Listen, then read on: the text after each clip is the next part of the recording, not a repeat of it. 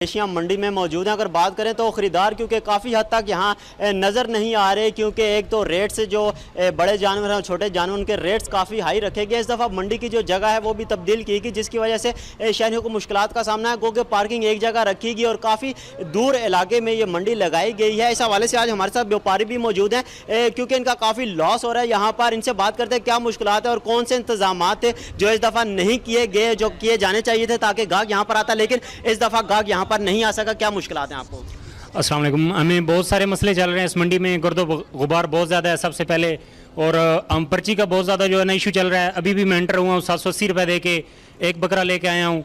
मतलब कि पर्ची हम रास्ते पे भी जो है ना जगह जगह पे ट्रैफिक वालों को, अभी मैं तलागंग से आ रहा था, फतेह जंग पे ट्रैफिक पुलिस वालों ने 500 रुपीज़ मुझसे लिए हैं कि आपके पास लाइसेंस नहीं है।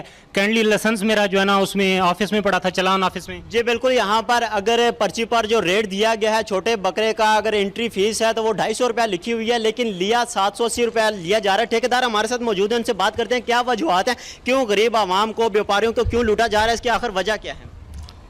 जी सर, सूरत हाल है ये व्यापारी जो एक 250 रुपये पड़ते हैं ना, 250 रुपये हमारा एंट्री फीस है पर बकरा।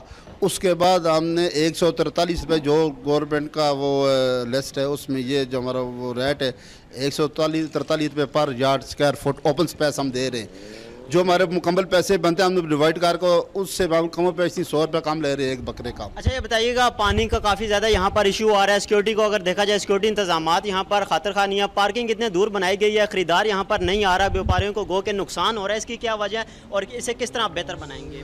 देखिए सर, मेरी आप सबसे पहले बात हो चुकी है, पार्किंग का हमने बेहतरीन बनाई हुई है, जितनी हम सोच सकी पार्किंग। अभी भी काम पार्किंग पे चल रहा है।